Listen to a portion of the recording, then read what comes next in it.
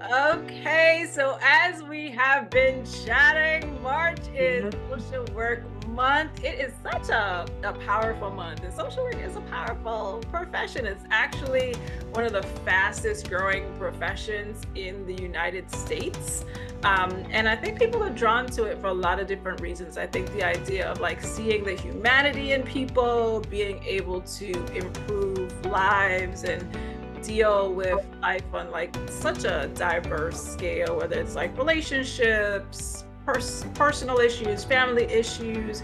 If we do that at work, if we do that at school, if we do sort of like traditional social work and doing social services and things like that, it just creates such a wide opportunity. So I'm really excited this month to bring to you some of the folks in the field doing this work so you can get a sense of who we are, what we do, and the different ways that we show up and what this field really means to us. And today joining me is Tracy Nalory Fultz. How are you, ma'am? I'm great. I'm great. How are you?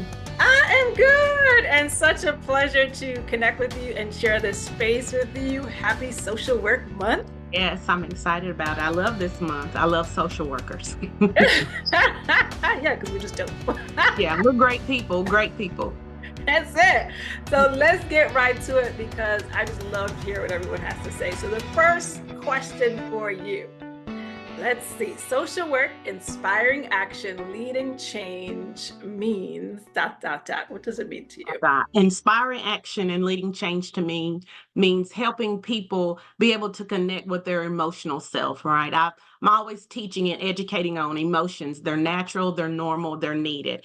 And I find that people struggle with being able to fully express in a healthy and safe way their emotional side.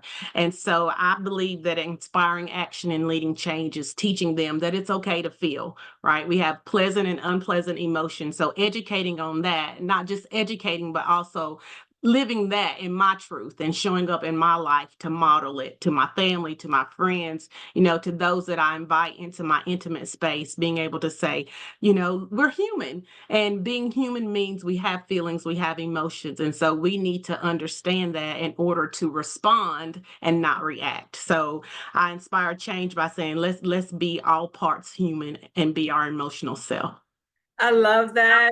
And in that sense, inspiring action and leading change becomes contagious because it's not just about who you work with in terms of, direct care clients. It's really everyone in contact with. Everyone, Mhm, everyone. mhm. Yeah. I love that. So I was thinking about a couple of years ago. I was just I do journaling. I love journaling. I said diary keeping as a kid, started young, and so I was reading some of my journals last year, and I just kept saying every page that I turned to, there was some form of this emotion, that emotion. I'm like, why don't we talk about this? Why do we run this? Why do we run from it and shut down our pain, shut down our intense emotional of experiences and responses. And I think it's because we just don't know how to navigate it. And so when we learn to navigate it and do it in a healthy and safe way, I think we'll change all parts of society. Absolutely. Because we see the negative outcomes, right? The things that we suppress, how it may come up as, anger, how it may disrupt relationships because we don't know how to, communicate, which can then Right. follow you in places like work where you're not an effective Right. leader. And, so yeah, I definitely agree with that. It's like those core skills that we don't always have access to. Have We really access to. need to get to it. Yeah. Yeah, yeah, Good. and I share even because I'm faith. My practice is faith based. I don't just work with Christians and believers. I open it up to anyone. But when I do my initial intakes, I always share that I believe that we are three-part being: body, soul, and spirit. And you're coming to me. We're going to touch all parts of those. But when we're looking at your mind, will, and your emotions, right? That's your soul. Yeah. And so if we can get to that part and let you be comfortable in how we show up in life, body, soul, and spirit, that's part of being healthy. That's part of being whole. And so, and I tell them, God's not afraid of your emotions. He gave you your emotions. They're going to help you connect. Your emotions let you know what's going on in the other parts of you, right? They help you to know there's a need or something to be addressed. And so a lot of times with Christians, when they say, well, I shouldn't feel this, I shouldn't feel that, and it's not right to feel this way, it is right. That's a part of who you are. When we get into the right and wrongs comes from how you respond, how Mm. you react to the emotions, not having the emotions. And I've seen people get so much freedom just from that simple That, breakdown. Be yeah. free to feel. Be free to feel. Oh, so much magic there. And just like a social worker to bring all your parts to the table, okay? Yes, bring them all. We will snatch you and we Mhm.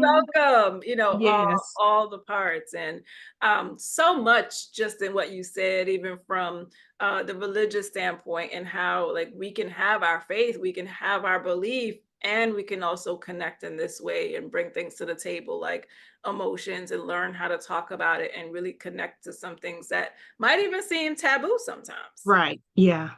Yeah. Yeah. So now how did you get into this work? What motivated you to become a social worker? How did you get started in the How field? did I get? I really think I think social work chose me because even as a young age, I love being present with people, whatever they were feeling, thinking. I just love being in their space. But I'm gonna date myself. There was a show called Judging Amy years ago when I was in middle school, high school, and the mother was a social worker, and it was just something about her character that stood out to me. She was in the child welfare field, and so when I had the opportunity to do some job shadowing in high school, I sought out a child protective services worker and I shadowed her, and it just got a hold of me. And that's where I started in the field almost 24 years. It'll be 24 years in August. And I started out in child welfare with child protective services, did it for 22 years. And so I loved kids, but didn't necessarily want to work with kids, but wanted to work for them to make sure they had a voice, they had safety, they were well cared for. But Judging Amy, a TV show, kind of spoke to what was already in my heart, and that began my journey. Beautiful. Along the way in your journey, what would you say are some of the skills that were most helpful? What helped you to be successful? Because I think this is important for newer social workers coming up, or even folks that have been in this for a while. What Mhm. might be good for them to hear? For them here. I think, and we hear it in our ethics, we hear it in our courses. You have to be a lifelong learner because even though I've been in social work for 24 years, the bulk of it was child welfare, but me being a lifelong learner took me into exploring the different ways that we can be social workers, right? I was introduced to case management, but we have medical, right? We're in the corporate America. So, one, you have to be a lifelong learner. I also think that you have to be flexible in our field. We got to go with the flow. We got to be open to change because we're always going to face it. We need to advocate for change, right? So being able to be flexible, being able to be compassionate, and active listener, right? We're listening not only to hear and understand, but we're listening with the ear to hear. How can I bring about change or help this person get to their point of change? So I would say those things: lifelong learner, flexibility, good active listener, and plus creativity. I think in our field we have to be creative because we're always thinking outside of the box. And if you can't get outside of the box and be creative, because who you're going to show up and hold space for, it's not cookie cutter. One client is not going to be like the next. So you have to be creative in how you show up and hold space with them. Oh, I love this. And again, just so many different gems. And, some of it speaks to the core of social work, like active listening. Like these are skills that we teach, because if we can't hear you, how are we going to support you? And sometimes we are the only space where people feel really seen and heard. But I also like the part about creativity. It's not just what you can get and learn from the field, it's what you bring to the What field. you bring, definitely. Yeah, and that's what makes us such a diverse profession, because we can bring our whole self into this and take it and make it into Yes. something so powerful, right? Whether it's faith, whether it's, like the journaling that you do, whatever way that really speaks to you. I think that you are Right. called, right? This just gives you a whole nother layer Mhm. to serve and to support, Mhm. but it does start with who you are and what you bring Who to the you are. I know in my transition, because when I left the child welfare field to come into private practice, table. and the more that I relaxed and allowed my true self, to be authentic with my clients and to let my creativity flow, the more connected I was able to be with my client, and even with the creativity, the more I was able to provide services that maybe was not there, that because I'm in a rural small community, Okay. and so sometimes you got to create what's not there, right, Mhm. or give ear to hear what is needed and say, how do I bring this about? So that, I think, being creative and being connected to that part, because I would look at myself and say, I'm not really creative, right, and I can't Mhm. do this, I can't do that, but my creativity outside of the box, it's not like drawing and painting and things like that. My creativity is being able to help others explore, okay, what's the need, how do I meet it, or how do I create something if it's not already there to be accessed? So What great perspective, because we often only think about it like artistic creative, right? But we've got all these skills that we can use to still help right. us create. Yeah. I think especially during this for a while, we've got to figure out, what are you bringing to the table? And can you Hmm. continue to leverage that more in creative ways to have a larger impact? And I think to also pour back into yourself, because I think when you give in those Absolutely. creative capacities, it like fills your cup too. Yes. Yeah.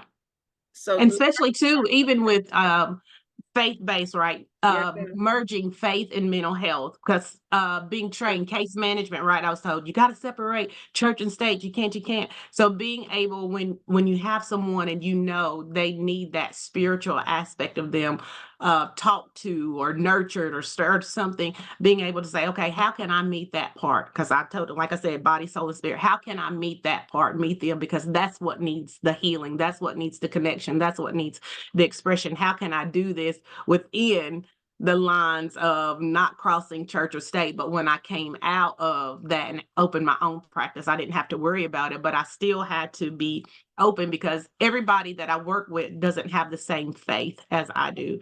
So how do I hold space with them and still be safe, right? Not impacted in an unsafe way for myself, but still be present for them, because I believe that we're supposed to be a light in darkness, right? And so light is not just called to light. So if I'm not doing much work if I'm just light on light. I have to go to darkness. And so being able to do that and respect where they are, respect their boundaries and their spirituality, but still holding to my true core beliefs and because I think with me, I see CBT all in the Bible, right? Renewing your mind, being transformed. And so I think that's just a principle overall Mhm. that can guide anybody. So how can I bring that, and still respect their boundaries, but still hold to what I believe as a truth?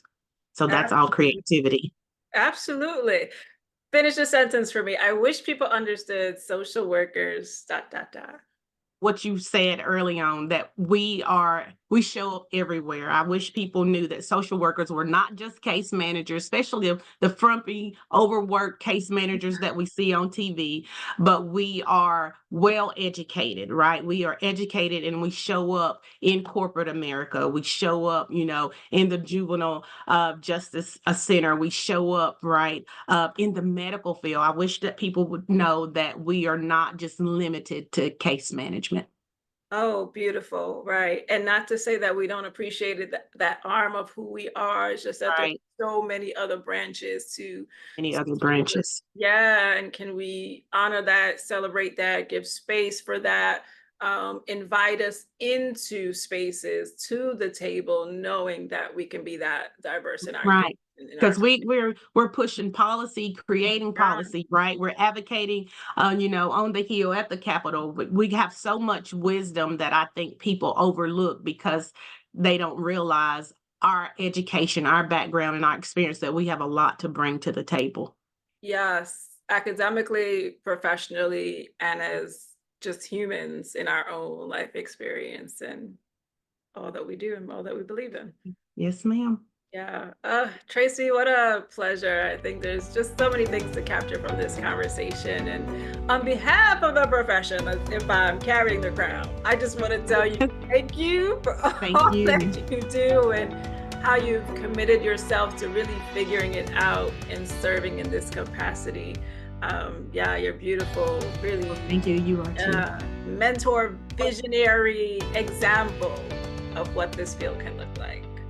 Thank you so much. I appreciate you too, Amanda. Thank you so much. Absolutely. And to all you guys listening, please share this, right? I think if you were to take one action, it would be to share this with someone. It would be to tell a social worker, happy social work month, right? It would be to look at your organization and think about, have we invited in a social worker? Do we have one?